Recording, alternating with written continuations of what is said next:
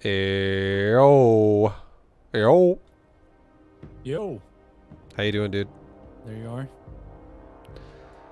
I am ready to jump into this replay analysis with you, Muffin. Ah, sweet. By the way, dude, what the fuck happened with your subscriber count? You were here last time. Weren't you? Well, that was the day that it happened. Yeah, but it was like 1500. It was 16. It was like 1650 when it ended. Okay. And then Okay. the day after we got like Well, another it's 100 18. subs. Yeah, it's been going That's crazy, dude. crazy. It's just streams exploding. Yeah, so nice. Okay, so this replay, I think I actually fuck up start here with the Overlord. I can already So I can already please don't tell. Look at that. I can already see it. No, I don't know. These are new maps. It's okay. It's understandable. Yeah.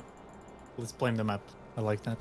To be honest, the last map I just played on my stream, obviously anyone on YouTube won't know what I'm talking about, but there's a new map in the map pool that I just played, and the main base location is like the base away from the corner of the map. So like this would be the expansion, this would be the main, and I scouted the expansion like, where the fuck is his base? And then I realized, oh yeah, never mind. There's it's tucked in. Yeah. Did you know that the season started 1 or 2 days early in Europe? Did We it? actually had the new maps a couple of days early. Hey, you guys get all the cool stuff. You also get deep mind. God, Yeah, that's true. European favoritism. We're the best. All right, so far your build seems fine. I actually don't know which third I like more on this map. I'm not gonna lie.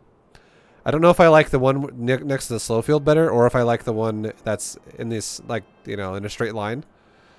I almost think I like the one in a straight line better, just because, like, I feel like if the guy just kills the rocks, that's gonna be so hard to defend, because then the slow field might work against. Yeah, the slow field might work against you, with like setting up force fields and shit.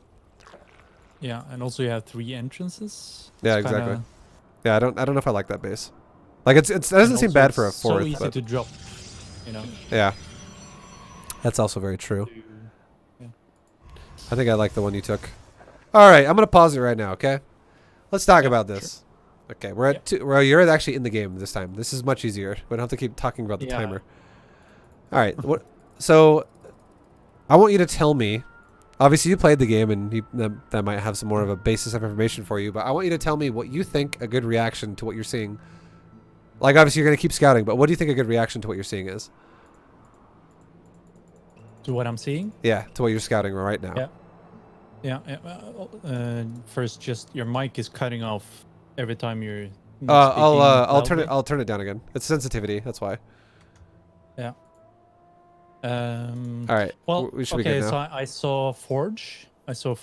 And the Nexus up. So I thought this guy is going to be really greedy. So my response here should be fully saturate my third base, take a fourth, and go for maybe a timing attack on his third. But I was very unsure, actually. I was thinking about this very thing at this moment. So you tell me what I should be doing. I think attacking him is probably not going to be the best idea. Like if it's early, because I think that this forge, with how early it is, it's going to be defensive. It's not going to be aggressive. Because here's the thing. This is what a lot of people don't remember, or they forget about, in the difference between Wings of Liberty and Legacy of the Void. Wings of Liberty, you kind of needed to go Forge Expands. If you wanted to take a fast natural, there was really no other way because of the way the map pool was designed. If you look at like your third base right now, see how that's like this massive fucking open area around your base? Yep. That's how everyone's natural looked like on maps back in Wings of Liberty. That's just how naturals looked. It was like way the fuck exposed. Nowadays, every natural has choke points, so it's very realistic to skip a forge to expand, because you can just put like 3 buildings, like a core gate, and you're good to go. So this forge, in Legacy of the Void, is not for +1. It's not for, you know, there's the tech. Forge doesn't require tech for anything other than making cannons, but it's not going to do anything for you other than make cannons for the Protoss basically. So what he's going to do is he's going to make cannons defensively, and it makes me think he's probably also going to tech harder because of that. Yeah. If a Protoss player, I think. or go ahead. Yeah, I'm sorry. Yeah, I was just going to say when I switched my screen over to this location, he had just made the cannon he's about to make right now. Yeah. See with this probe. Yeah, so my first look at this expansion was he just made a cannon. Yeah, so sorry. Okay. That was all I was No, going it's to say. okay. So I Yeah, already knew he was going to be very defensive. It makes sense. Because the last thing I was going to say was you don't ever go for these like really quick like upgrade timings anymore, because like I said before, back then you would actually going for a forge expand was actually part of just how you played, and then you would make cannons, you would like probe up with that, and then you go for like this zealot timing or blink stalker all in or something around those lines. But Yep. nowadays that's not the meta at all. It's honestly because it's worse the way the maps are designed now, which is why that it's not like, oh well, they could do it. If they do it, it's just worse because it's not as effective as doing the new shit now that is better suited for the maps. And the way the way you would see a +1 timing nowadays is you would see someone prioritize, like if he's going to go for like charge lots, it would be charge first and then +1. It would not be +1 and then charge. Yep. Because he doesn't need the cannons to keep himself alive, so he can skip the step of going for cannons and go for a way faster charge timing, and then +1 kicks in during the charge timing. So it just makes more sense for Legacy of the Void. So yeah, I feel like being greedy is a great way to respond to this. Yep. And I'm also about to be supply blown. So it's okay. It was a terrible opening by me this game. Yeah, it's all. Yeah, it does impact you. It sucks, but if this ever happens, here actually. By the way, dude, what's up? Dude, can we just go back a little bit and check out how I did my queens versus the larva thing? Because I tried to do it as you said, but when I started my second queen, I already had 2 new larvas at the hatcheries. So I was like, what should I prioritize here? Because maybe that's another game, but I wasn't sure how to prioritize my larva versus queens in the beginning. All right, I'll tell you. And it's probably got something to do with the delayed overlord at the beginning, that I had too much larva or something when I got to this point. But I'm curious what you think about. All right, I'm watching. Right now, yeah. You should be sending a drone to your third in just a second. This is exactly what you do. Everything so far is fine. Yep. You're gonna save 300 minerals by the time you get there. You're gonna build the hatchery. You actually could squeeze out, like, your drone's taking some weird fucking path. So your third's gonna be a bit delayed because of that. Because what is your drone actually doing right now? I was trying to take this third base, and I hoped that he was going to go back into my. Okay, you're trying to like hide your drone. Into my main. Okay. Yeah. But they didn't work. What the fuck is that thing doing? Yeah. I would say just in general, like if you ever see a probe go a direction that where you're like, he's gonna block that third, it wouldn't be the worst idea just to automatically take your other third if the map offers 2 possible thirds. Even if it's a third that's like maybe not as suited as well for you, this third, if it's put down on time, also will fix some of your supply problems. Like when you got a supply blocked, your hatchery would have been done and it wouldn't have mattered. At 28 supply. I usually don't hesitate like this, but I don't know. It's a bad game. All right, so larva count right now is 2. You have started. Actually, I'm gonna go back one more time to right before you made the queen. So you made all 3 larvae. That's delayed though. Honestly, I will say that you let your mineral, like you let the larva go up to 3 and then built it. And it's because you were fucking around with your drone too much. That's the only reason why that happened. Your drone honestly took about 10 seconds longer than it should have to do what it was supposed to do. Yeah. Obviously. Yeah. But so your larva got spent, and now you would be fine. It's really a judgment call I would accept both of these. They are both fine because you're not going to larva cap in either way. You could now save your money to make 2 queens as fast as you can, or when your natural finishes, you can make your next 2 larvae and start 1 queen, and then as soon as you can make a 2nd queen, start a 2nd queen. They both work because you're going to you should generate 1 more larva now around the same time your natural finishes, so you'll have 2 larvae. Yep. And the way you do it, we'll see exactly what you do. I saw you made 1 queen first, which is it's okay, it's fine. Larva chillin'. Your queen gets made. You are now making a 2nd queen. It seems like, or you just spent the larva. Okay, so it's little things like I feel like you have to be more decisive, and here's what I kind of mean. We'll do it right when the hatchery finishes.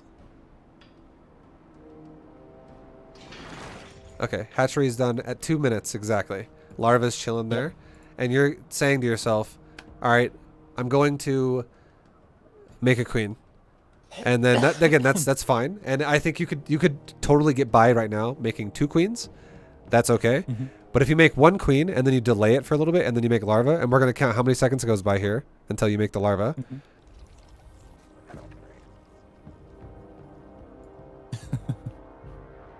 So that was basically 6 seconds. There was 6 seconds of time where it feels like you're just unsure and you're like, fuck it, larva, spin it. Yeah, that's exactly what's happened actually. Yeah, so because I was like, okay, I have 2 larvae just sitting there, but am I supposed to spend them or get the queen? And I was like, he did say spend your larva first, so I was like, okay, let's do that then. But then spinning it's half and half, and it's worse. Spinning your larva first is always really nice, but if you the thing that is really important about spinning your larva first is spinning the larva as they spawn. If you ever like spin your larva, but now you're waiting for a while to spin it because you're letting it kind of stack up or time to go by, every second that goes by it gets less valuable. So again, the way to look at it is, if your goal is going to be spin the larva, you literally need to spin the larva the second every larva hits the hatchery. And if you can manage to do that, that is pristine macro. That's fucking great. That's perfect. But it is okay if you save larva at certain checkpoints in your build, if you are not going to cap your larva and you're going to do something else that takes precedent as well. That's also okay. So again, the way you can do it is you can just spin your larva, spin your larva, spin your larva, spin your larva, and as soon as you have 150 minerals, put a queen in there. That's fine if you want to play that. If you want to play that way, it's also fine if you spin your larva down to the point where you're not going to have 3 per hatchery, and you go, all right, queens are ready to be made. I'm going to save my minerals from 200 to 300 so I can make 2 queens, and then go back to spinning larva, because when I go back to spinning larva, I'm only going to have 1, maybe 2 larvae per hatchery. That is also totally fine, because there's purpose there. Because then you'll generate more larvae as well with the queens faster, and it makes up for it. It's fine. That's what I used to do. I just like to nerd this a little bit over these things because just it's nice to get your perspective. Just don't ever go to 3. If you're hitting 3 larvae, and it's not like a timing where you're 12 pulling him and you just hit 3 larvae to make 6 lings right when the pool's done. If your build has nothing designed like that, your build needs to be more. You need to pay more attention to what you're doing because it's inefficient. Yep. All right. By the way, dude, I don't know what happened now, but my mouse scroll suddenly stopped working, so I can't move the screen with my mouse anymore. All right, here's what you gotta do. Hit pause. I want you to click where it says in the middle right, where it says like muffin, and I want you. Can you click my name in there or no? I don't think you can. Fuck. All right, do your best. I don't know what to tell you. That sucks. You're just like so. Just click the minimap, so it's not. You can't drag your screen around because your mouse doesn't move the screen. Is what you said? Yeah. Okay, how about this? Never happened to me before. Alt tab twice. Alt tab out, alt tab in, and maybe that'll fix it. I have done. Now I've done it already. Okay, do this then. Okay, it doesn't matter. Let's just push. It's no Push your middle mouse in, and then drag the screen around. Does that work? Yeah, that's more. Okay, maybe do that. I guess. I'll just do that. Yeah, I'll just. Sorry, dude. No, that's fine. All Never right. happened to me before though. Yeah. Sounds weird. Yo, Lone Silver Wolf, thank you very much for the sub, dude. Appreciate the 21 months. By the way, Ah! I do have one more replay if this one is Oh. fast, but Oh. we don't have to do it. It's all right, man. No, it's fine. It's a Cannon Rush cape. All right, that sounds good. We can look at it. I was just giving you shit because I just don't know how many replays you want to look at because you're like replay analysis question mark, and I don't know how many they're talking about every time you say that. Yeah. All right, so Yeah. what do you think? I cut you off. Yeah, well, I think this analysis is kind of unnecessary because it looks a lot like the last one we did. Sure. But I just want to donate some money and I get some value off of this. So Oh, there I you like go. it. There you go, dude. Thank you very much. But, no, dude, but I get a lot of value from this. I didn't mean to say it was. You trying to butter me up right now? Yeah. All right. So I would say a great way to go back with your scouting is exactly what you're doing. You check the main, you check the pylon. There's nothing at the pylon. There's always 2 pylons that start. You know this already. We've already talked about this, but I love that you're doing it. Like sometimes people forget the little small but yet really important details like that. So pylon bouncing is great, and now you've seen there is a robo. I'm gonna let it go a little bit further, and then I'm gonna pause it again, and I'm gonna ask you some more questions. Okay, Yep. there you go. Perfect. All right, now from right now, in the game, we're seeing your vision. What do you think from this stage now? What do you think is gonna happen throughout this game, and what do you think is a good way to like kind of go about playing it for the next few minutes? Okay, so I haven't seen Twilight Council, and I saw the cannon and the forge. So I was actually thinking he probably is going to take a third, but I need to confirm that. And I took gases just in case I was wrong, which is a awful reason to take gases, I guess. And I'm going to drone up. I'm thinking I'm going to continue droning up my third until I see him making some aggressive units or some other tech. All right. I guess. Okay. I feel like I liked your first part where you said you're not expecting DTs. You should definitely not be expecting DTs because you will not like the forge alone would delay the DTs a lot, especially with the cannon as well. And then on top of that, the sentry would delay the DTs a lot. You do not want to make a sentry if you're going DTs because that's so fucking gas expensive. I forgot saying that I also saw the sentry, which made me think he was also going to be more defensive. Exactly. Because, Perfect. Yeah. yeah. Now, what I would do if I were you, there's a couple things. The first one is I think your gas is actually too late, and the reason why is because you did scout a forge. You saw something a little bit defensive, but you took your gases. Actually, you know what? I take it back. For some reason I thought you just started them, but they're finishing right now, and you're just going to start mining them. That's okay. I take it back. Your gases are fine. Forge. They were like 320. Yeah, no, that's fine. Because you don't have to rush your gas at like 3 minutes as fast now, because you know he's not going to be aggressive like you would otherwise. So yeah, I actually did. I take back what I said. Your gases are fine. I thought you just started them. So gases are good. But here's the thing I would do. I would make a Zergling, and I would leave that Zergling. This is one thing I think you never do, and I think you really need to start doing. Always notice you don't do this. You need to leave one Ling at each of his thirds. Because I know. You don't know if this is going to become an immortal all-in or if it's going to just be a defensive third. I think you're on the right track, though, thinking it's a defensive third because the cannon makes you think more likely that it's going to be defensive third. Yep. So, good mindset, but you need to tighten that shit up a little bit with like a little bit more in-depth scouting with the Lings. Yep. And yeah, for now, I would say a great game plan to go for would be just get a Roach Warren. Like make economy, get a Roach Warren, pay attention if he's going to try and expand or not. And then if he does, however, go for like a immortal all-in and he's like, you know what, no, I'm not going for a third. I'm just going to all-in you now. If you just make Roach Ravager, you win the game. You will win the game. Yep. I always remember the Zergling Scout at around 5 minutes, which is way too late. Yeah. So. I would say you should actually make a Zergling. You should be making lings every single game, no matter what, like 4 or 6 of them, because of the adept thing. You're gonna run into a lot of Protoss who will adept harass you, and if you don't get adept harassed, and you have like let's say 4 lings, you could just send those lings out then, like one each, like save a couple back at your base, but send like 1 here, 1 there. All right. Anyways, your build's looking alright though. It's not looking bad. Creep, little neglected. Yeah. And there you go. You saw a third. What actually saw the third? Was it your overlord that died? The overlord. Yeah. Okay. All right. It's a bit too late. Turn, So right now, there you go. Boom, right here. I actually want to pause it here now. Now, again, at this point in time, yeah. how would you react from this point now? Like, what do you think is the most important piece of thing, or the most important part of your game plan that you should be going for? Like, what's the goal here? Well, the goal now is definitely drone up my third base and scout his third base to make sure he's making probes for it.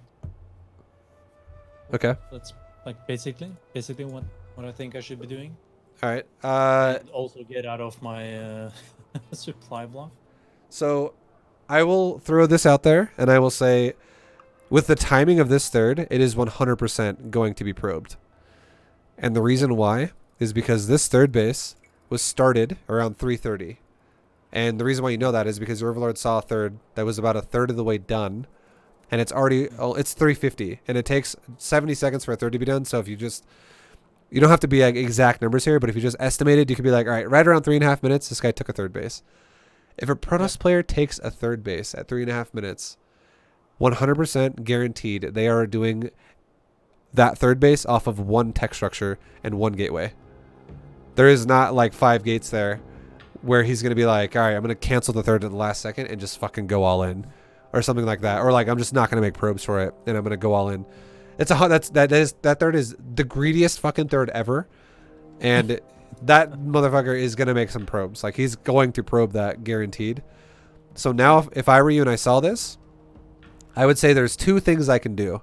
Number 1 is it's the riskier move, which I probably wouldn't recommend, but you could do this, is you could switch gears right now and go immediately into making units, and you could just make the units for the purpose of killing his third base. You don't have to all in him, but you could just make a surge of units before you're fully saturated to kill the third, because there's no way he defends this.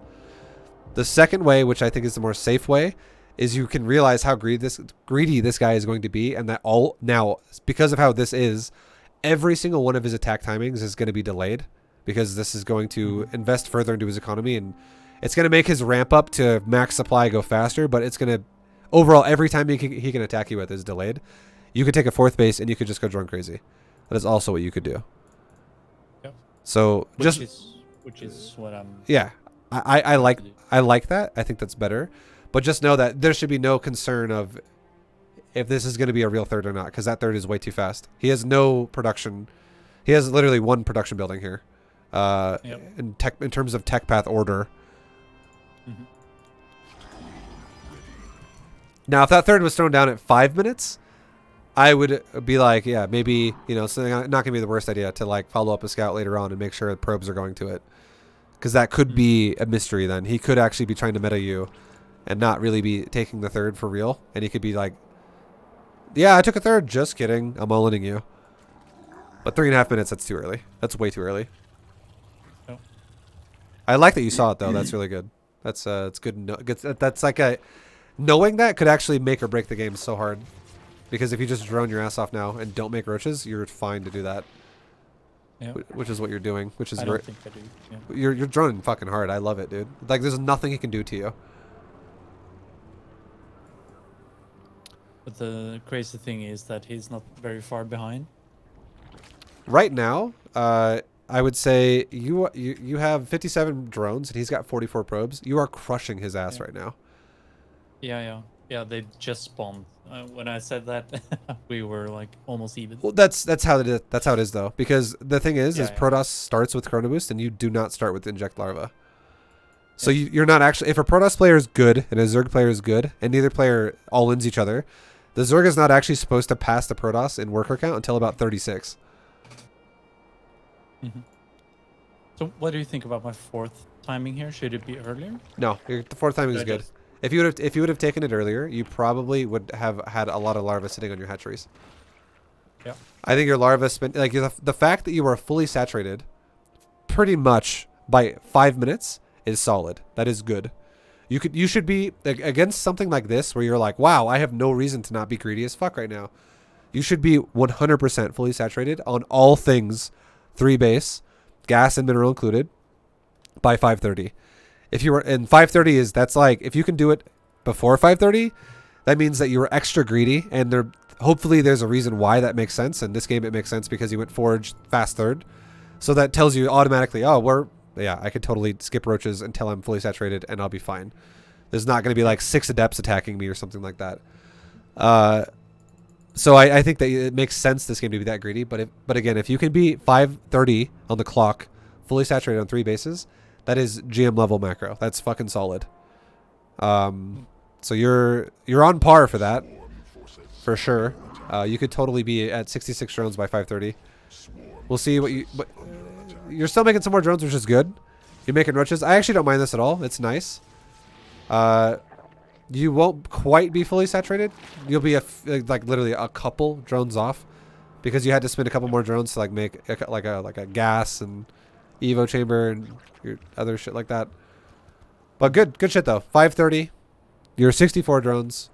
I would say the great target again would be like 66, and the perfect way to go about doing it now would be you could make like 10 roaches, like 10 to 12 roaches, and right now you have 4 in production, and you currently have 4 already out.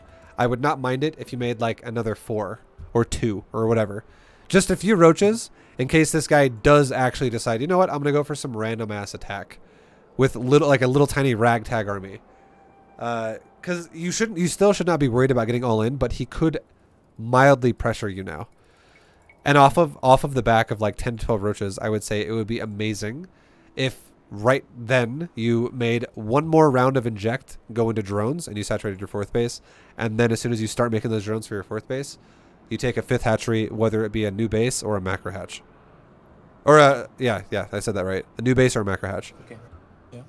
Because again, this game it's a greed off, because that's how you decided to play it, which is again, that's totally fine. But if you start making nothing but army now on 3 base saturation, this is gonna get really dicey for you, because you're not actually being as greedy as you should be. So we'll see. Yep. You have 12 roaches, 4 in production, 8 already out. Yep. We'll see what you decide to do here. What's up? Yeah, I scouted him with my 2nd overlord like 20, 40, 30 seconds ago or something. Yeah. Then you saw the gateways in the main.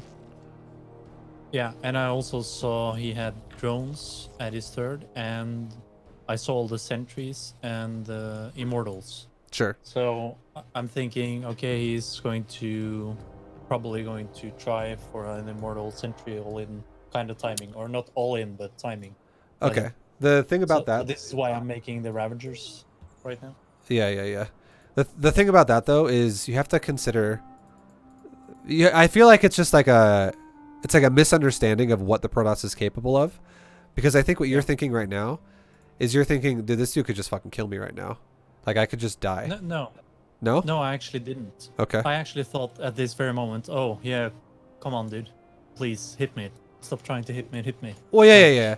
But like what I'm saying is, come kill me, because I was very confident I would win. Yeah, if but he attacked. Look at the production tab though. What if you didn't have those 9 roaches and those 7 ravagers? Would you still be confident then? No, sure not. Because you should be. But I meant if he was trying to attack me, I didn't have this. But yeah, I know what you mean with the, like, you know, you were expecting an attack and you really wanted it to happen because you would crush his ass, and I agree with you that you would. But I think what you did is you made way too much, way too fast. Yeah. Because look at really quick, and check this out. Yeah. The top right, the army tab. Okay, I'm looking at supply here. You have 59 army supply, and he has 26. Even if you didn't make these Ravagers and Roaches, his army is so small right now because he prioritized the 3rd that if you would have just saturated your 4th base, even if he attacks you right when you make those drones, you still don't die. You could just walk back to get to a safe location on your creep. You could make Ravagers with your existing roaches you have already then, and then you could make new roaches, and you could just buy time. Because if you think about it, like, what is he going to attack you with? He's going to attack you with 2 Stalkers, 6 Sentries, and 1 Immortal. That's not going to, like, wipe out a base in, like, 2 seconds. That's going to take a while to kill something. So, like, you would easily have enough time to make Ravagers and then make Roaches, and then suddenly maybe you lose mining time on a mineral line for, like, 8 seconds, and then you shove them back, and then you're fine. So I think this is a bit of a misread, because a great thing to kind of keep your eye out for is, I think you did a good job scouting the 3rd, but you didn't really properly give yourself a good economy about that. You're giving yourself a situation where you're tied with the Protoss again, and you're going to fall behind when this happens. Yeah. So seeing how greedy he was, I would have, like I said before, I would have loved it if he would have droned up to made like the 12 roaches on 3 base saturation, and then went right back into drones for your 4th base. Because this dude is not standard. This 3rd is faster than normal, which means, and his timings are, like, again, like we said, they're all delayed, which means your 4th base could be faster than normal, because you should always try to stay a base ahead of the Protoss. Yeah. So okay, so if I just to dumb this down a little bit for me, if I see a fully saturated 3rd when I don't have my 4th saturated, I should just saturate my 4th, right? Or like if he's starting or in halfway saturating his 3rd, I should just saturate my 4th, right? This early, of course. Like, kind of, but that's kind of too late again. It's not going to give you the proper reaction, because you're reacting to it after it's already happened. But I understand what you're saying right now, but I'm just trying to, like, make a rule for myself. I was going to give you a rule here. I think this is a better rule than what you're proposing. Because this is going to be a more active rule that will apply to the game before it's too late. If you see a Protoss who takes a 3rd base around 5 minutes, standard rules apply. All standard rules apply. Like, okay, I gotta be safe. He could totally do a timing, especially if it's like a 5:20 3rd. He could totally fucking do some serious pressure to you then, depending on what build he has going for himself. But if you see a Protoss who takes a 3rd earlier and earlier and earlier, like that, the earlier it is, the more greedy it is. And this game, you happen to see it at 3:30, or you saw it at 3:50, and you could deduce that it was built at 3:30. That should be your trigger that goes, this guy is greedy as fuck, and I can now do the 4 base saturation thing, because his goal with how greedy he's being is to saturate 3 bases, and my goal, because I'm going to respond to it with greed, should be to stay 1 base ahead of that. So I'm going 4 base greed. That should be your goal. Because a 3:30 3rd is so fucking greedy for Protoss. Yeah. And then I would say this rule applies to Protosses who take a 3rd at any point in time before 4 minutes. Okay. So if you look at the clock and you go, this guy built a 3rd before 4 minutes, that should apply to you. That's how you should play it out. If the Protoss takes 3rd at like 4:20, 4:30, you're going to need a little bit more scouting information than just the 3rd. Like, you'll need to see, like, maybe he's going for 2 Stargates and he's not making any gateways. He's only going to make Phoenix or Oracles right now, and maybe that's why he can get by doing that. Or, he's delaying his gate, or he's only got 1 gate now, but then after he takes the 3rd, you're like, oh, well, he doesn't actually have natural gas. He's only going for minerals only, which is why this 3rd's so early. He's not actually doing, like, a Sentry build or, like, an Archon build. He's literally just going mass charge lots with, like, a couple of Immortals, because he's only mining 2 gas or something. There has to be a reason why he's got the extra minerals to build it a little bit earlier if it's after 4 minutes, but it's still before 5 minutes. But if it's before 4 minutes altogether, that is so fucking greedy, and that there's nothing that's going to attack you. If it does attack you, again, the proper way to respond to it is 3 base, full saturation, make like 10 roaches, 12 roaches, and then go 4 base saturation immediately after, fully saturated. We're talking like 88 drones. And then make an army. Because if you made these roaches and ravagers that you're making right now at 88 drones, I'd be like, I would see you on the path to be maxed out when the Protoss is at like 120 supply or 130 supply. And I'd be like, that's fucking solid. That's great. Yeah. And you would just in that case, just make up, fuck. I'm stumbling over my words here. It's all good. You would just max out with roaches at that point, roach ravager, and just slam into his third. If that was what you wanted to do, that's viable. Yeah, that's totally viable. Yeah. But you like to play the game as well with Death Ball, as from our previous lessons we've seen and talked about. So I would say, right around 7 minutes, like as soon as you can, right around 7 minutes, try your best to make an infestation pit. Yeah. And then that's when you start should probably tell you that I think I've never won the game with the Death Ball, or of course I have, but I'm just trying to practice it, like practice with all the spellcasters and stuff. That's fine. That's my goal, you know. Sure. Well, a lot of times too, you'll just win the game with Broodlords. I'm not gonna lie. Yeah. Like this guy is gonna be going for Colossus Archon gateway units, and if you ended up going into Broodlords eventually, you would crush this guy for playing like that. Yeah. Once again, though, I'm going to pause it one more time. This is another problem that I see for you a lot of times. It's that if you look at army, the production tab, you are making an army, and you are making it fast. And again, I'm not going to harp on you about the drones we just talked about. That's it. It is what it is. But you're making an army without actually scouting again. Like you have zero awareness of his base count, and you don't know where you should attack. And that's just going to develop a problem for you in about the next minute. And now I'm making the links. Yeah. To check his bases. So yeah, at this point you could just use changelings. Yeah, I know. It's so terrible. It's all good, man. It just takes time to get used to. Yeah. I just need to remember the links, to be honest. Yeah. Because like right there, I wasted time with the army. I think just that small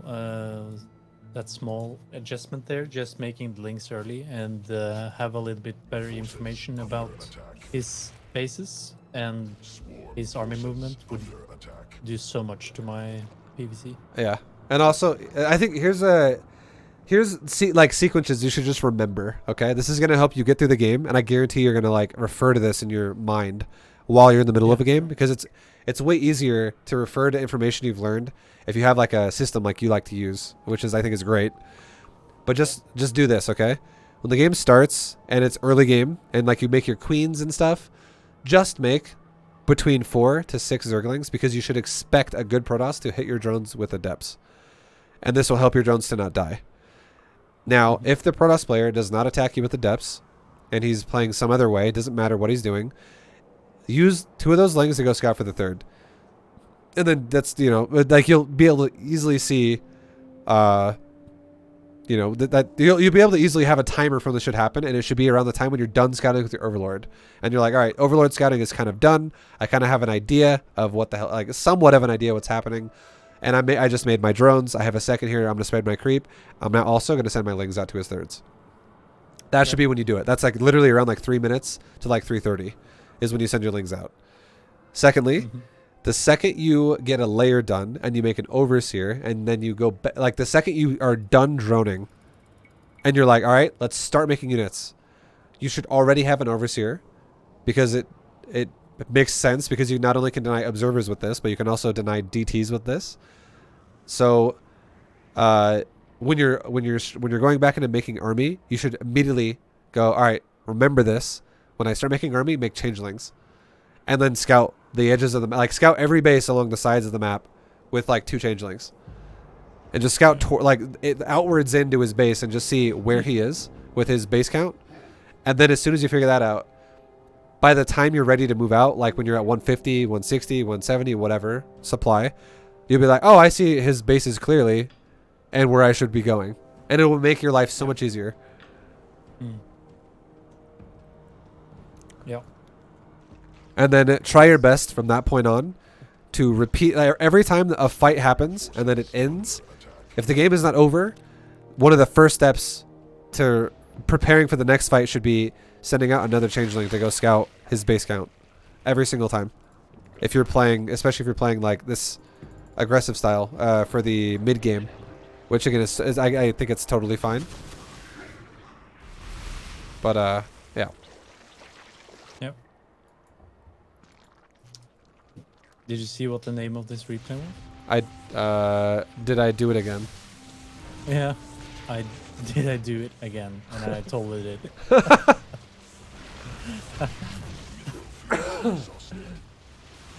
All right, so I'm gonna give you a props though right now.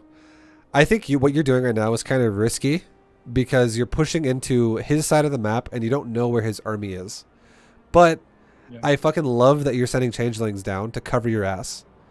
So you know how much time you have before he arrives. So you know that if it's actually okay to kill the hatchery or the nexus, or if it's a bad idea and you're going to lose your army and lose the game for this. Yeah. So changeling scouts are so important just to give you information like this. And I like that you're using that. It makes a lot of sense. We're going to see how you react to this. I think you're right now what you could do is you could rapid fire Corrosive Bile, this nexus, and focus fire it, and you could immediately run away. And the way you should run away should just be not through the slow field, but around it. Yeah. Yeah. And then you'd be fine because you know that the army's not currently cutting you off where your creep is, and but you do know he's coming. So you should take a win here and just kill the base and probably get out. If you fight the army, I don't know, that's a bit more questionable. It's a little scarier, especially since you're doing what we talked about before, which is you're going to a death ball. Yep. So getting a free kill here on his base is great. Losing your army for this would be terrible. Yep.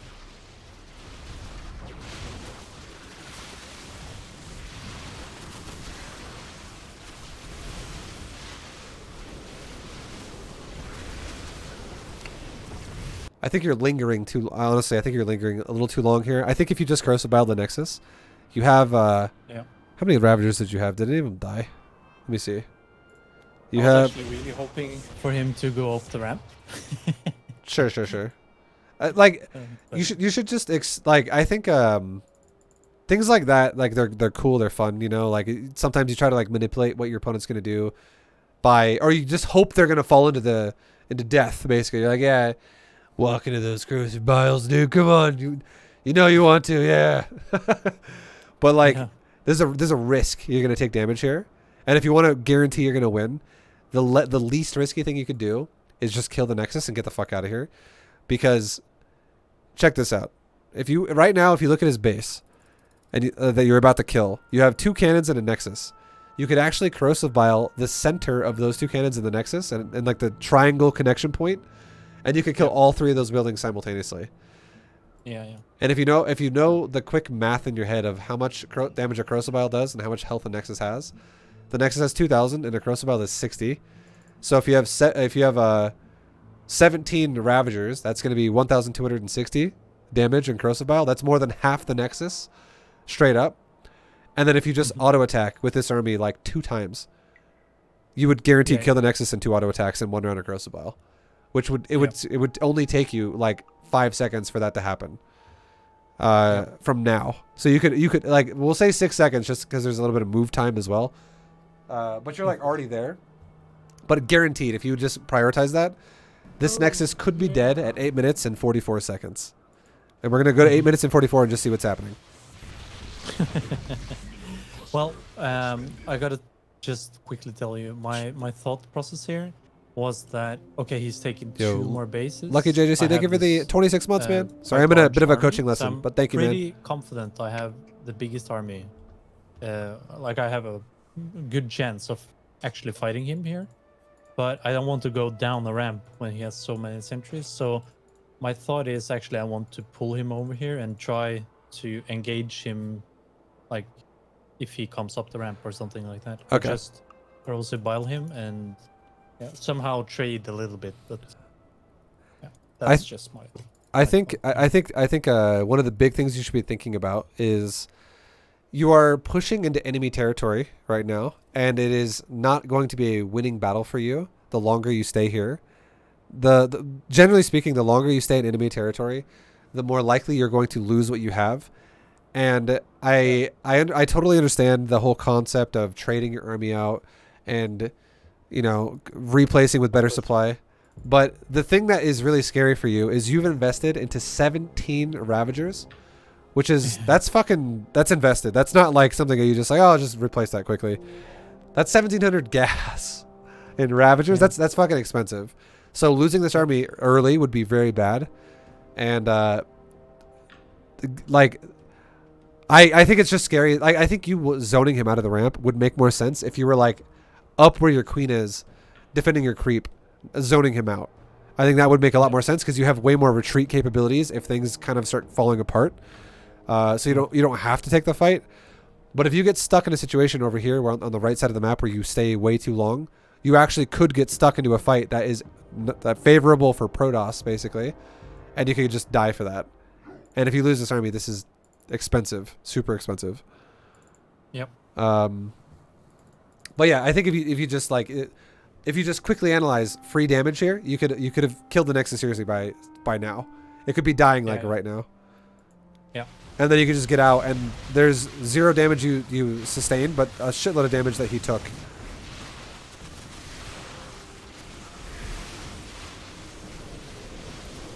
Because here's another problem. I'm going to pause it one more time and just say this. Imagine if the Protoss said, "Oh, okay, this Zerg player is in a weird position right now. He's killing my 6th base."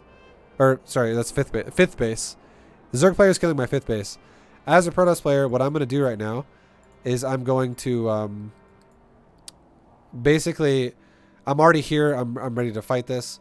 I'm just going to picket it, and I'm not ever going to let it go home. And one of the ways he can do that is he can, like, keep part of his army here at the ramp and zone you from going further down into his base even more. But he can also like wrap shit around and contain you in the other ramp. And I don't know. Actually, you know, that's kind of shitty. I would never do that as Protoss with this kind of army. It's like just Sentry Colossus. Yeah, because I was about to say, like, I'm really confident I can kill this army if it's not like a ramp here or a slow field or something. So I was in this moment very confident because he only has 1 immortal and sentries, and I'm like, yeah, I understand what you're saying. I feel like this is just a big red flag, and I think what I was saying before is actually a bad way to say it. It's not good.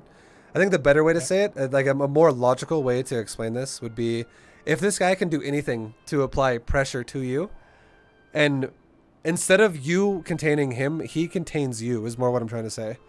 Which he's very capable of doing, because you are actually putting the Protoss between your army and your base. You're allowing that to happen because you're staying here so long. And what if this guy does what he does now? This is actually better, where he has DTs, like he does in the middle of the map right now, running across the map to attack you.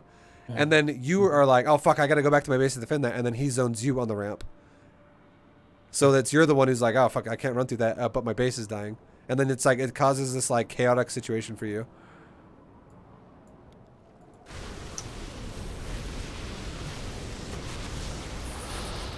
It's just a dicey situation to be in. And you're moving back now. I like that you're not committing further. I think that you killed that base. It was great. But I think if I gotta just say this one more time because it's really it's something I think needs to be said. Just one final time. Yeah. Sure. The goal for your attack just now was to kill an expansion. I love that you killed an expansion and that you left. But I think you actually, but in doing that, in killing the expansion, you did lose. So there's 250 resources lost right now. And when this is over, there is 750 resources lost. So it's not that impactful. You lost 5 units, like 5 roaches or something. But guaranteed you could have killed the same amount that you did kill, because you really didn't kill any of his army. Or I don't think you did, at least. You didn't kill much of it. But the scary thing is you could have gotten in, gotten out, killed his base, and got your army into a good location, a solid location. But there was like this unnecessary hint, like a time spent on his side of the map where you could potentially get fucked over. Because you, instead of prioritizing the Nexus and getting the fuck out of there, you were prioritizing trying to take an engagement there. Like you were willing to take a fight there. And I think that's a scary fucking thought. That's not a good place to take a fight. And it's only because it's his side of the map and you're so exposed.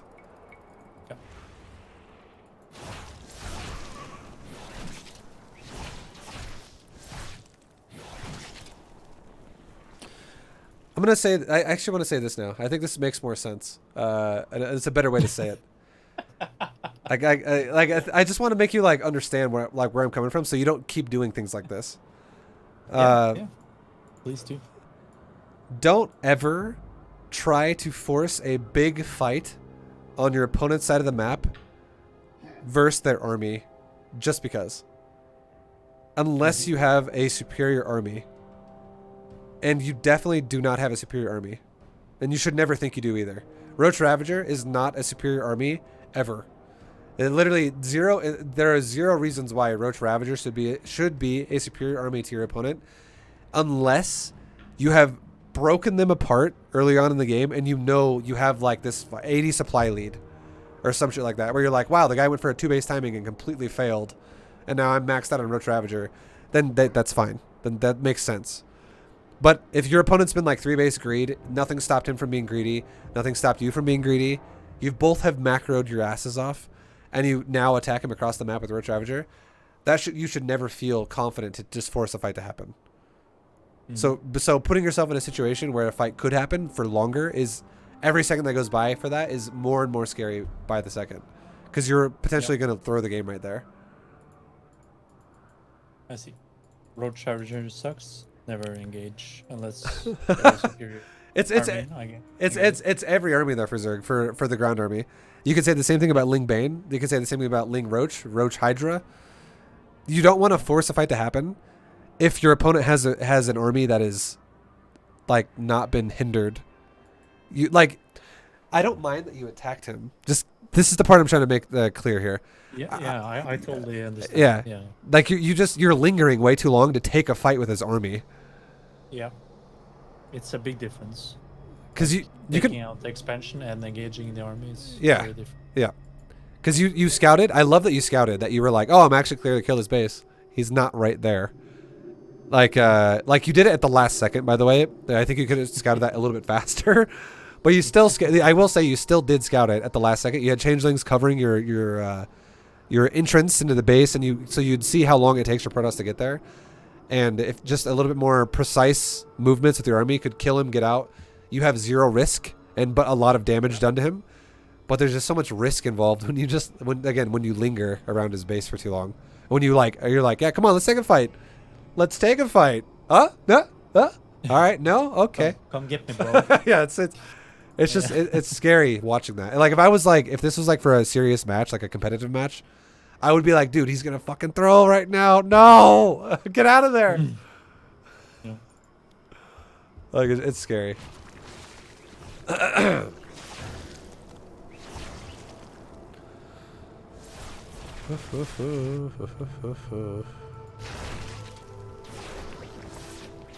Does this happen to you a lot? I'm gonna pause it now. The DT thing that's happening right now. Does this happen often? No. No? Okay. Not really. No, not really. Not this late in the game. Okay. Because I was gonna say, if this does, and you're like, God damn it, DTs are attacking me. A great way you can deal with that would be as soon as you like get ready to go into army making phase, you like halt the army making phase just for like maybe 10 more drones or 8 more drones, and you just make 1 spine, 1 spore per base, and then make an army, and that's also fine. Yeah. But if it doesn't happen that often, then whatever. No. If it does, I mean, if someone goes DTs, they usually do it from the start, like open with DTs. Which I feel like I'm able to scout more. Okay. I would say, so. I think what I said a second ago with you like make the static D early, that is okay to do that. If you want to, you don't have to do that if you're confident that you're going to catch the DTs. But the second you see the DTs and you know they're there, you should always make static D, no matter what. Yeah. Okay. Which is what you're going crazy on the expansions. I like it. You should also be making it in your main and natural. I hope you do. I think you will. But another thing too is if you max out, even if like for any game, even if you haven't seen DTs yet, and your opponent didn't open DTs, if you max out, you should always make static D then too, because this is always a high possibility that it will become this later on, because the game gets kind of chaotic with Protoss. Yeah. All the time.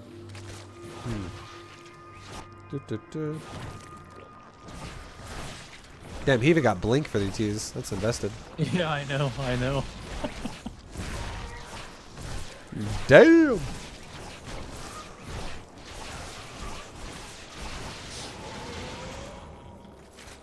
All right. And now here comes some more. And yeah, if you have static D, which you do now, you just shit on this next time around. Yeah, yeah. Those DTs did absolutely nothing.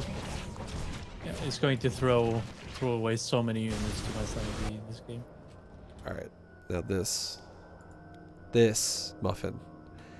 I saw something, and it's making me fucking nervous, dude. I think I know what you saw. Let's. I actually don't mind if you take a fight defensively because you kind of have to. Yeah. But oh, you killed your tumor. That's sad, Dave. Yeah, I know. Okay. Opportunity strikes. All right, and I actually approve of this because number one, this guy is on your creep, so your army is more mobile. It will engage more effectively. And number two, you actually are watching him, which is giving you the feeling of comfort. It makes, like, if you see something happening, the way the human brain works is if you can see something and prepare for it for like 20 seconds, it's way easier to do it properly. But if you see something for literally half a second and it's like, fix it now, like, you're way more prone to make mistakes. So the fact that he doesn't have an observer and you've seen him fucking walking around on your creep for a while is great. I think it's going to make you have a much more confident engagement here. But he's also walked into a fucking slow bubble. Yeah, that's actually what I saw. That's the reason I went to. So this engagement, I approve of it. I would say, yeah, this is going to be a good one for you. I would say this is going to be a smart attack to do. Things just kind of worked out. Looking. Yeah, I think you stacked your biles a little too hard. I think what you should do, if you look at my stream right now and you rapid fire, this should be about the speed you move your mouse when you rapid fire, okay? And this is for everybody included. If you're gonna rapid fire an army that looks like this, in this bubble, like that. Okay, I'm gonna get my Ravagers a little closer here. Yeah. Right now, this should not be like this. Okay, you should not be. I'll make my mouse cursor bigger too, just for this example, just so people can see it. So I should not be corrosive biling like this, and then that's it. What I should be doing is corrosive biling like this, like holding down the button and going like this, literally. You should be coating the entirety of his army, or like a big like you shouldn't be going for like. What I'm trying to say is you should not be going for very dense, high damage. You should be going for very spaced out. Yeah. Like medium damage.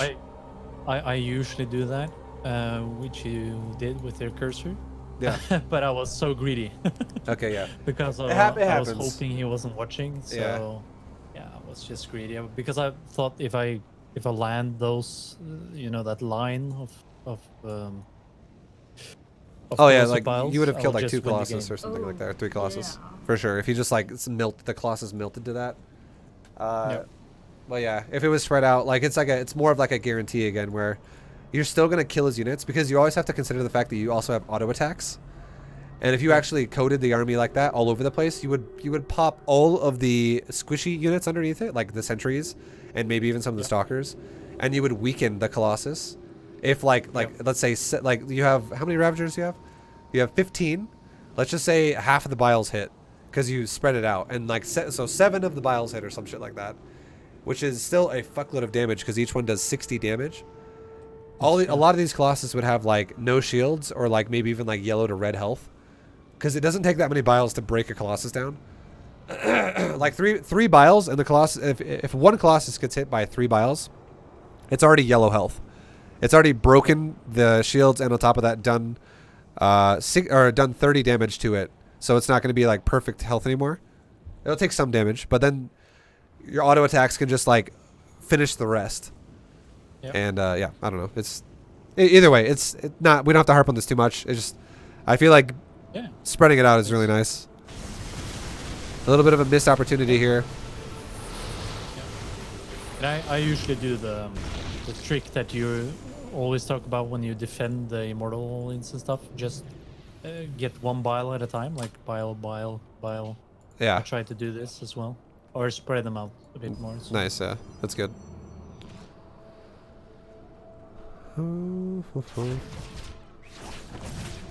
I like your defense. I feel like your static D now is paying dividends so much more than it did before, because the first DT attack that happened, obviously that you didn't expect it. That disrupted you for like 40 seconds and it killed a lot of drones and it sucked. This time around, he just basically donated you like 1,500 resources and still going up because now here comes 3 more DTs.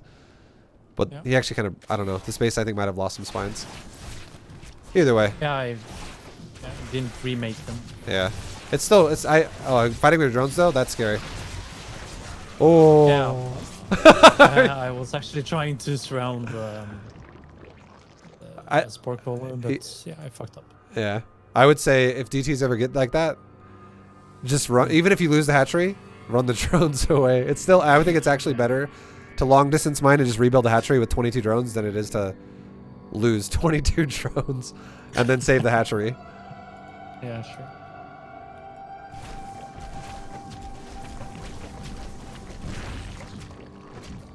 Okay, so I'm a bit curious now. Sure. How many Brood Lords would you make right now? Because we have seen Colossus. I'd make 12. So, okay, so you would make. The reason why I would make 12 is because 16 Broodlords is ideal for an army that is like let's just say he's going mass Blink Stalkers, okay? Something that can fight back. And like it's like actually formidable how it can fight back. It's not just like a bunch of fucking sentries or something.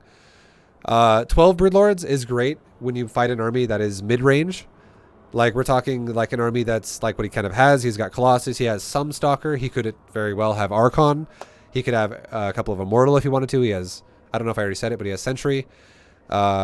He's got a mid-range army. This army is not that scary to Broodlords, but it could still fight back a little bit. 12 would shit all over that still, no problem. I would then make 8 Broodlords if this guy was going for like mass air.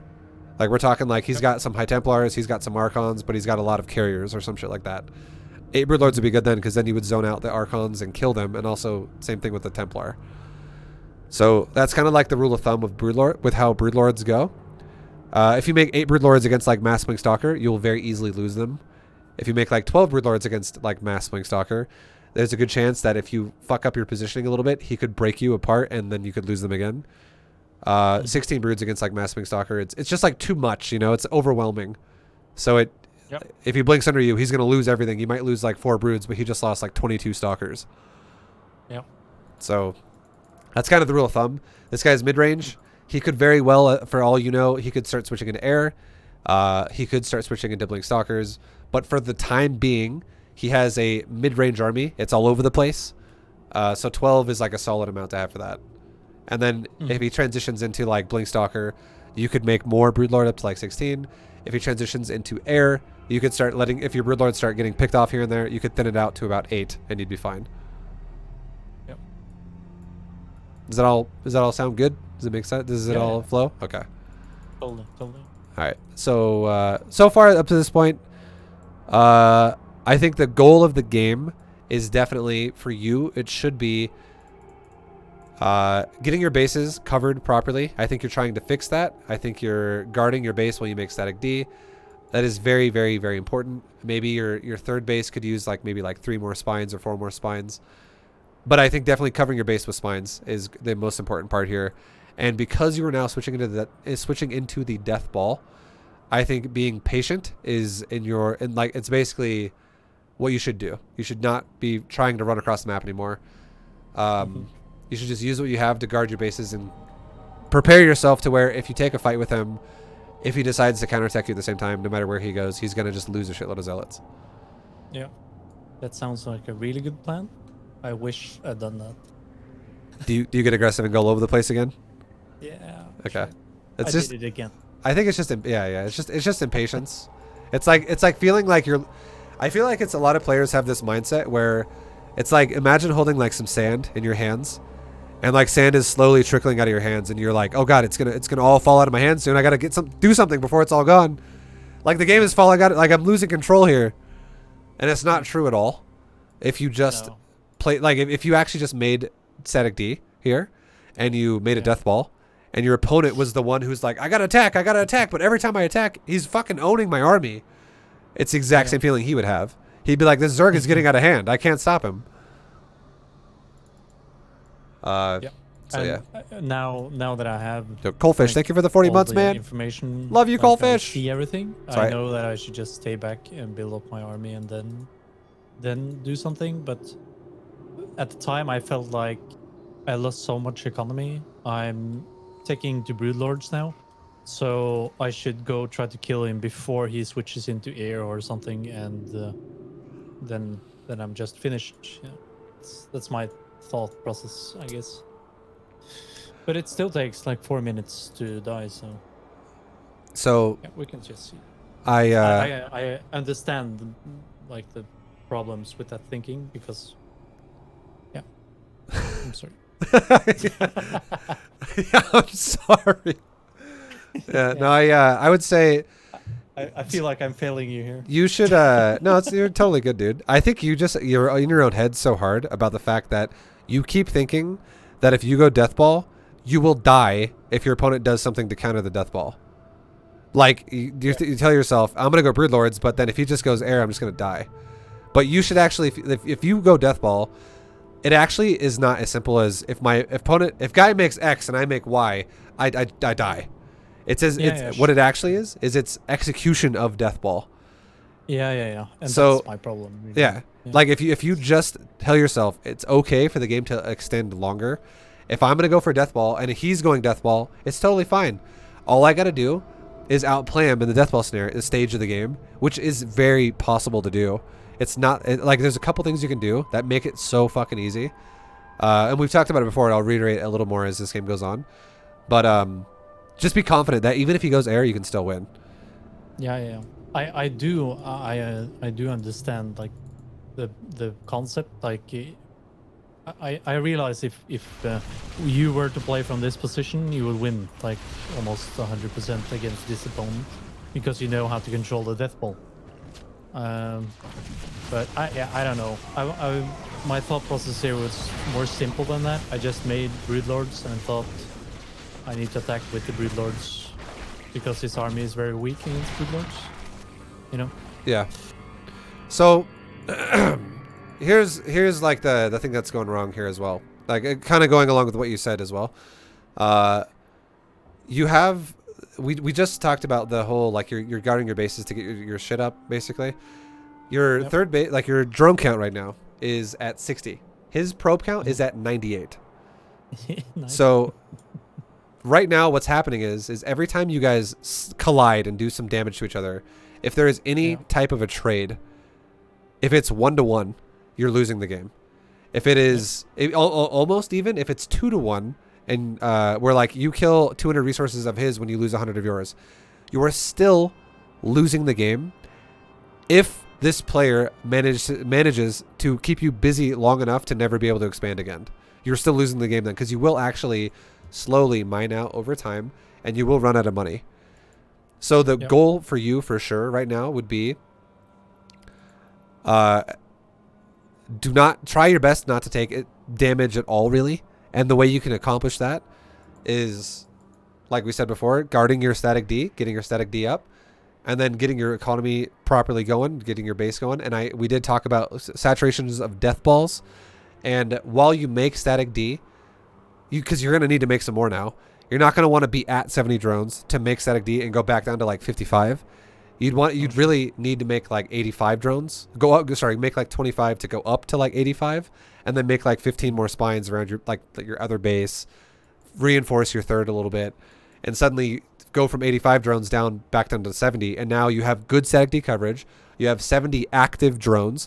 Every time this guy tries to attack your base, he's running into what would look like your top base, where you have like a nice fucking healthy like 10 spines at your base or something, where he's like, oh, let's go 7 zealots, 6 zealots, and it's just like he kills maybe 1 spine and he loses 600 or 700 minerals to do that. That's a fucking terrible trade for Protoss.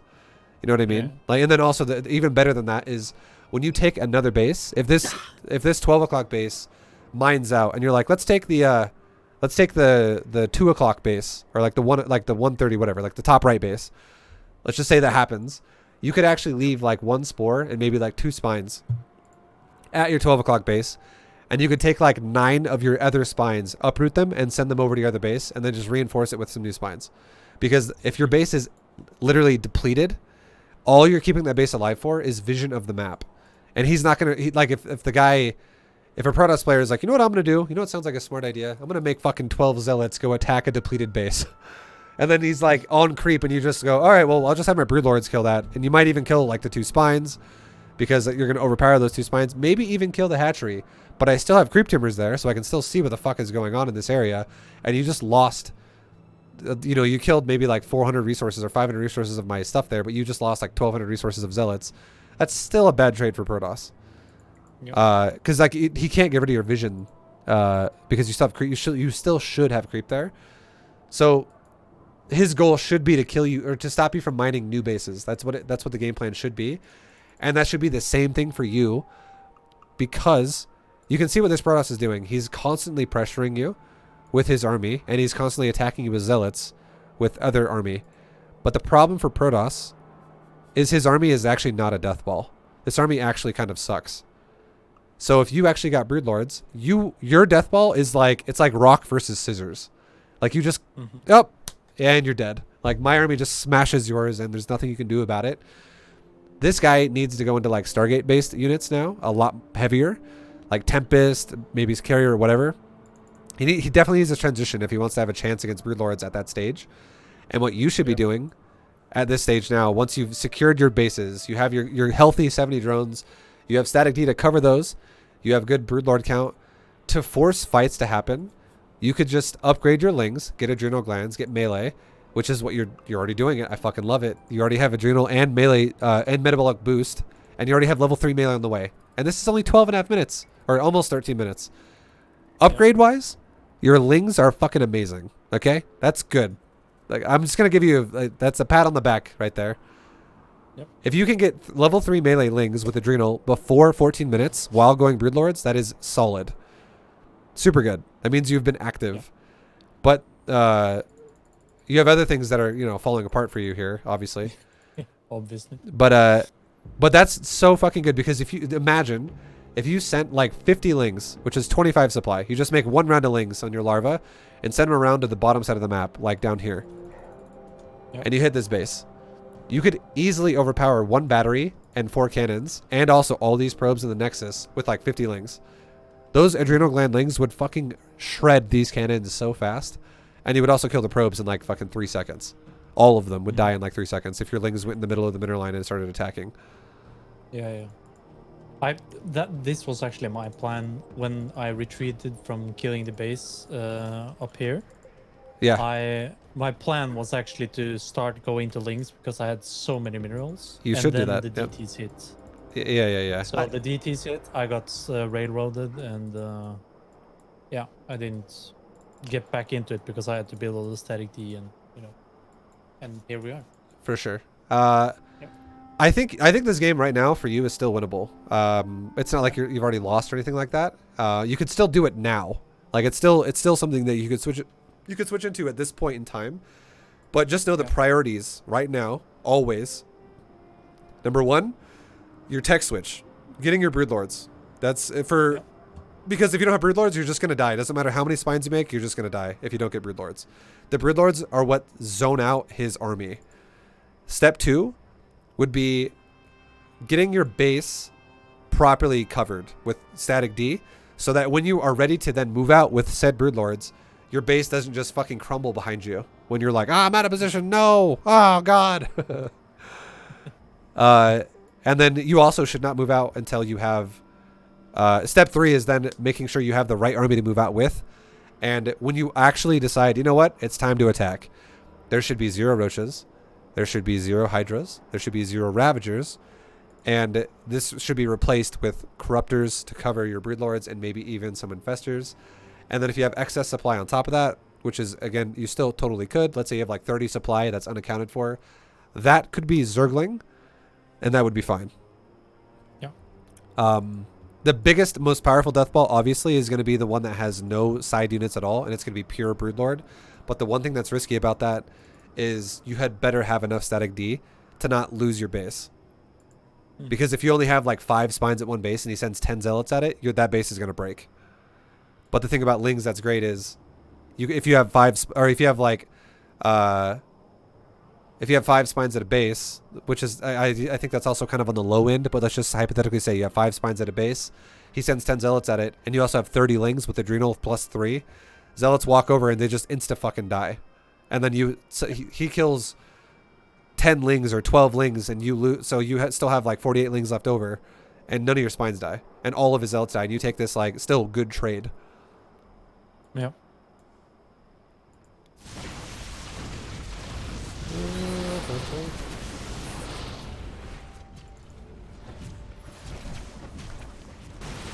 So right now, this is what I think. With what you currently have, okay, we'll talk about this.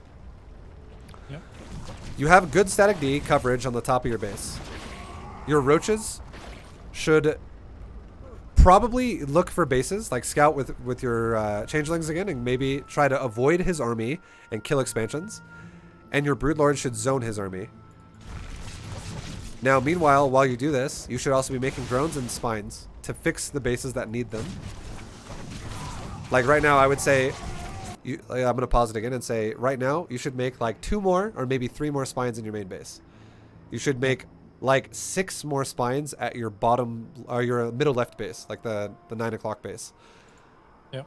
You should be going up, you should be aiming for like right around 10 spines at every active expansion that is exposed. And like, you should try to have maybe like, I would say 5 spines at your natural would be fine, because it's kind of tucked away. And then like another like probably 6 to 8 spines in your main to guard your tech. Yep. And you'd be good to go. You're fucking solid. And then, work on your creep a little bit, spread it out a little bit more, et cetera, stuff like that. So you can see more vision. Make sure you have overlords in dead zone spots. But right now, and then so that again, that would be like your goal with your base. If you could do that, that'd be great. And then and then you could take like another base, the 8 o'clock base or the 7 o'clock base, or more like 8 o'clock. But it's like right under your middle left. You could take that base too, and you could start setting up defense there, while your broodlords are defensive, and so on and so on. Now, if you look at your army, your roach ravager, you have still 12 roaches and 8 ravagers. That's still very fucking strong, and it's a lot of supply as well. And you have your broodlords zoning out his army, and you see where he is. Imagine if the roach ravager ran along the left side of the map, down along your creep, ran down that ramp really close to where his 6 o'clock base is, and his army's still here dealing with your broodlords. I'm not telling you to attack him with your broodlords across the map. I don't think you should leave your creep with your broodlords. But I think your broodlords could definitely zone him, which they are. Yeah. And you have this moment where it's the exact same thing we talked about here in the middle right, upper right, when you had ravagers and roaches over there. Precision, like more active, more correct use of your time. If you were to go kill a base right now with your roach ravager, they could very well do that, and you might lose some in the process to a couple cannons. You might lose some to a couple warpins. But that would be a great way to use your roach ravager to slowly bleed them off to do something worthwhile. Yep.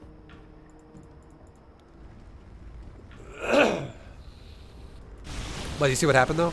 Your broodlords committed too far. They chased way too far. Remember how I said they should never leave creep? And now, exactly. Now they just die. I'm gonna pause it real quick and ask you something.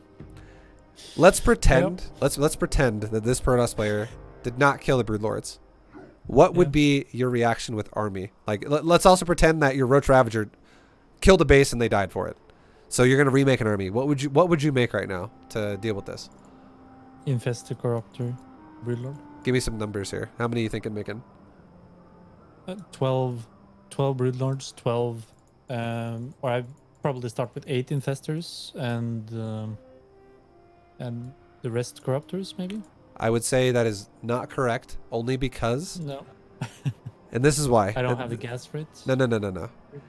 He just made stalkers, and he's got blink, and he's making more stalkers. So if a Protoss player, even if they have a lot of Colossus, a Protoss player is going to make a choice whether they make Stargate units to react to Broodlords or whether they make Ground Army to react to Broodlords. And he's reacting to you by making more Stalkers.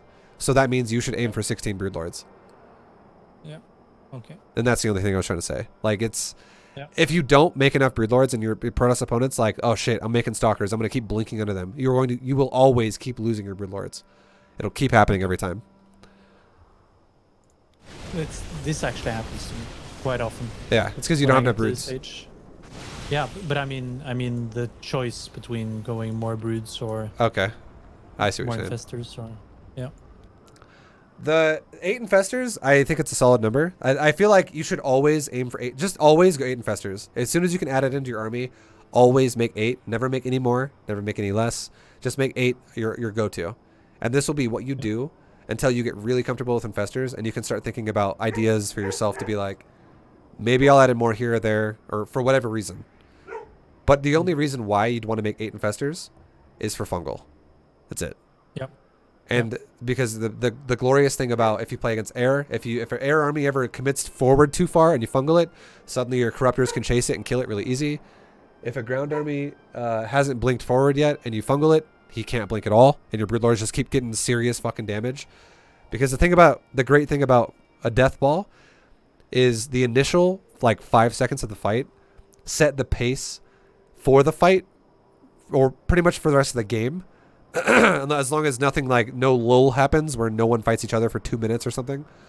Because in the first 5 seconds of a fight with a death ball, if you are able to maintain your army and your DPS essentially, you will do so much fucking damage to his army and you will break it apart so fast. Vice versa, if you are not able to maintain your DPS, your death ball for the first 5 seconds of your army, and it's the opposite, he's actually fucking your death ball up with whatever he has, well, then it's the complete opposite. Now you're just going to bleed out and lose everything because you don't have enough to deal with what he has. So, like, the first few seconds of every fight when you have a death ball, set the pace for the entire fight. Like, very hard. Yep. So, yeah, like, 8 infestors is... Just never think about it. Just make 8. As soon as you have your Broodlord Corruptor count, and you're fine. And then only try to get fungals on his army before the fight starts to, like, set up a good fight for yourself. But yeah, if he's going Stalkers, if he's making Stalkers when you have Broodlords, just go 16 Broodlords. And if he's making Stargate units, you can stop making Broodlords, and you can lose a couple of them if that ends up happening. But try to keep minimum 8. If you lose beyond that, if let's say you lose Broodlords down to like 3 broods and he's making Stargate, make them back up to 8. But 8 is solid versus that. Mm-hmm. But yeah. Yeah. Yeah. Okay, so this game is just a shit show. The rest now. I gotta say this one last thing about the last point about the 8 to 16 broods. It's okay to have the 12 Broodlord thing, like I said at first, but just know that every single Protoss player is always going to react to Broodlords, no matter what you do. So the 12 Broodlord thing no longer applies after the first time you fight Protoss. Because he's going to react to it in some way. Yep. Okay. Totally. Yeah, that makes sense. So yeah, Totally. it's the initial part is when that happens. All right. So he's pushing with Colossus and Sentries and 5 bubbles on your top base, and you're gonna lose everything. Not looking good for Zerg here. And I'm making roaches of all this. Impatience. That's all it is you're feeling flustered and impatient. It's because it makes no sense. It's because you're hoping that the roaches might somehow turn the tides in your favor, and you might be able to somehow push them back. But look at what just happened. You pushed them back anyways with Broodlord Corruptor, and now you have roaches that you don't even need. Yeah. Like, the roaches won't actually do nothing in that fight no matter what. Yep.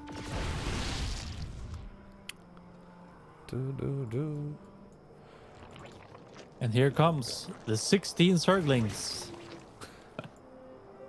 Yeah, baby. Yeah, this is just an economy problem at this point. You've been trading because if you look at resources lost, you guys aren't actually that much different. I'm gonna pause this before the fight happens again, because you're about to lose all your Broodlords again. Yeah. But the game is actually pretty close. It's not that much different in terms of resources lost. But this Protoss has mined so fucking much more than you. He actually has 102 probes right now. Yeah. So he's actually not playing Deathball style, and you are trying to play Deathball style. And the one problem with your Deathball style is you have Deathball style without like a foundation. You actually have you have pretty much the correct drone count for a Deathball, but you do not have the static D for it. And the reason why is because you just keep breaking in different locations over and over and over. And if I would have retained some of my army from the first time I pulled him back, before I lost my initial Broodlords. Yeah, no, 100%. This game would have been so different. Yes, it would have. Like I said before, I just did it again. Yeah, I know you did. Yeah, it's you're just being like haphazardly walking into the middle of the map, just dying. The biggest thing is like right now you're probably feeling like you're like, fuck, dude. Every time I'm just being on defense. I'm being stuck here. I'm gonna die. Like if I don't do something, I'm just gonna lose anyways, and that's not true. Because if you're going for Broodlords, again, like the goal here for you should, wait, hold on, let me see this replay timer really quick. Okay, it's almost over. I just want to see that really fast before I say this. So the goal is, again, the primary goal, once you make that Greater Spire and you make those Corruptors to then use that Greater Spire, your goal should shift gears now 100% into this. How can I cost efficiently get rid of my current army, which is roaches, ravagers, hydras, whatever the fuck you have? How can I cost efficiently get rid of my current army and rotate it into a death ball while simultaneously making my death ball then safely able to control the map? That is your goal. And the way you accomplish that is while you are switching into Broodlords, you are not attacking with those Broodlords right away. There will come times later on when you see pros or people like even me. Sometimes you'll see me on stream do things where you're like, ViBE, why are you attacking with the Broodlords way so fucking early, man? You're kind of breaking your own rule here. There are certain rules that apply that allow that to happen. But if both players are just greedy, that does not apply. It only applies if you have advantages. But the rule here is you again, you're at that stage where you're making Broodlords, you're getting ready to make them. You should be scouting, looking for openings in your opponent, taking those advantages by like, okay, he's over here and not over here, let's attack that. Bleed out some units, attack here, attack, like he's not here, attack that. Slowly bleed your army out into Broodlords and like replace shit supply with good supply now, because the shit supply, what it accomplished for you, which is why it's important, is it allowed you to be greedy and it allowed you to get to the stage to actually go into a death ball. So it all has importance to it. And then so you slowly deplete your shit supply into good supply. While doing this, you also fortify your bases. Now then the next stage is shit supply is gone, bases are now fortified, army is now a true death ball. Now you can move out. And when you move out, you should still not just move out like, fuck it, I don't know, we're going over there. Let's attack that location because it sounds like a good idea. You should always have the mindset of like, think about like basketball and you got like someone defending someone else. You should always be looking for where someone is going. Like you should be looking for where his army is located with changelings before you commit to going somewhere. And your primary goal should be zoning him and then trying to force a fight to happen. But zoning him is the important one. You don't want to just move along the bottom side while he moves along the top side and he just dunks the shit out of your base. And you're like, well, he can recall and he can also run really fast because every unit is faster than a fucking Broodlord because this thing is the biggest snail in StarCraft. So if you ever let that happen, you get fucked. You have to not let him circumvent you. Hey, ViBE, do you do coaching? I do coaching, and I'm doing it right now, VDEC. Thank you for the bits, man. So you have to zone him, right? You have to just be like, all right, he's over there. I'm gonna force a fight to happen over there. And then the one way you can attack a base, if you just want to attack a base, is if you see where he is, make Zerglings. You have the lings set up perfectly for the Evo Chamber and the adrenal upgrade off of the pool. That's amazing. Like I love that you got the upgrades. You're already understanding that concept. Now, if you can't force a fight to happen because he keeps running away from you and he's always like, God damn, he's going up here, going down there. Eventually, you're gonna hit a base, or you're eventually gonna just keep zoning him in the middle of the map. If he keeps trying to go around you, you keep zoning him. But you can hit a base no matter what. whether it's with or without Broodlords, because you have Lings Nice. to do as I well. have a coupon over here from Poke Bunny for free coaching with you. How do I redeem I'll it? talk to you in a minute about that VDEC. It's we burned those vouchers years ago. But yeah, that's kind of the concept though. That's how you should be playing it. And then if you do successfully zone him, even if you don't actually do anything with your Broodlord army other than zone him, and your Lings, however, kill a base, now he's the one who's like, shit, I don't have cannons at my base anymore because it just died, and if I remake it, it's super exposed. I don't have the money to keep replacing cannons because the Zerg is mining more than me, and it flips it on the matchup on its head for where it is right now. And now he's the one who's like, if I make static D, I can't make an army.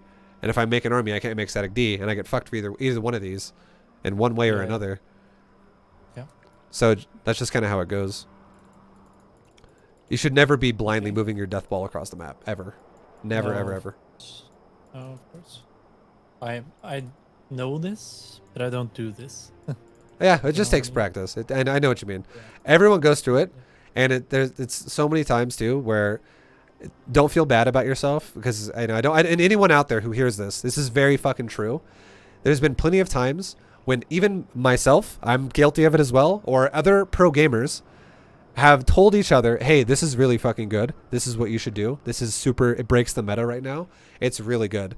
And they tell the other person to do it, and then they watch the other person try to do it, and the other person's not comfortable with it yet, and they don't do anything that you said, and you're like, what the fuck is he doing?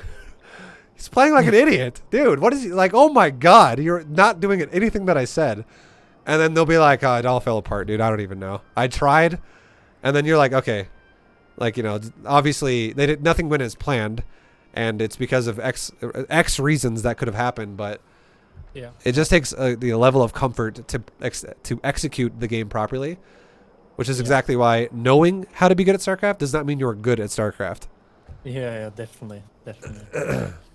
And also the snowball effect, like when it starts going bad, like it's so, the ramifications are so big, Yeah. When I lose like my initial 7 Broodlords, there's no, like that's a huge mistake, yeah. of course, but It's very hard to come it back has from. such a big impact, yeah. Yeah. Because when I made 8 more, it would have been 15, not Yep. 8, Yeah. which is such a big difference. And 15 would have been 1 under 16, which would have been great to deal with the amount of stalkers this guy has, which is 25. Great math. A plus.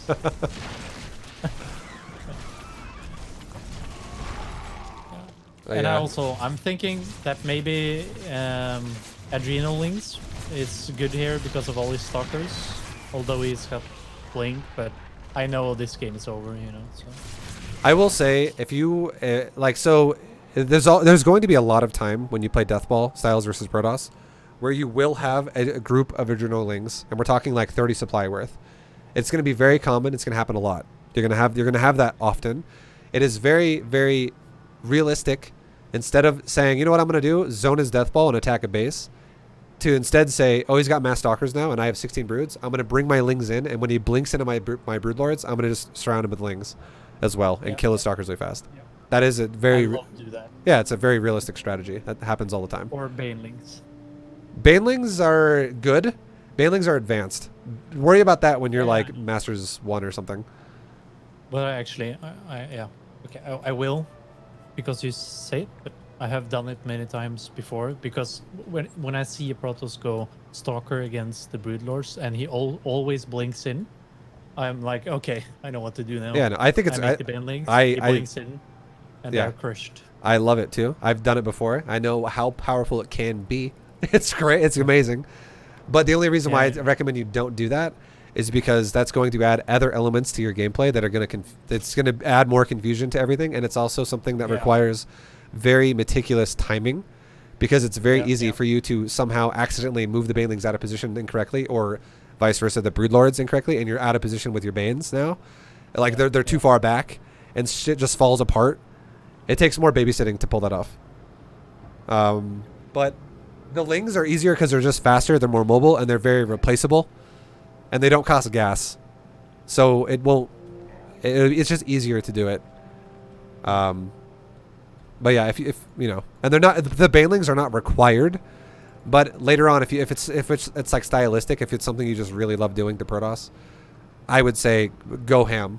But for now, I would say it's more advanced. I wouldn't worry about it. Yeah, yeah. That's not like your primary concern right now. No, there's so much else to Yeah. work on. So. I agree. Just want to put it out there. It is very So, good though. would you like to do the cannon rush game, or do you think this was too long? Fuck it, we can do it. It's fine. I'll make some dinner after. I'll make some dinner after that, and then call it a night. The cannon rush game will probably take like half an hour, I imagine. It usually does. Cause yeah, like for that game though, really quick, do you feel like there's a lot of things there we talked about that like more in depth, maybe some things that make more sense, or how do you feeling about it so far? No, it was great. That was great. Actually, I was expecting not to get so much out of it, as I said in the beginning, because it was so similar to the last game. But again, it wasn't, because I did a lot of new type of mistakes here. Yeah. So yeah, and the Protoss opener was quite different from the last analysis we did. So it's actually very nice to get a new perspective on that. So yeah, Nice, good shit. I'm really happy. All right, let's do the cannon one and then call it a night.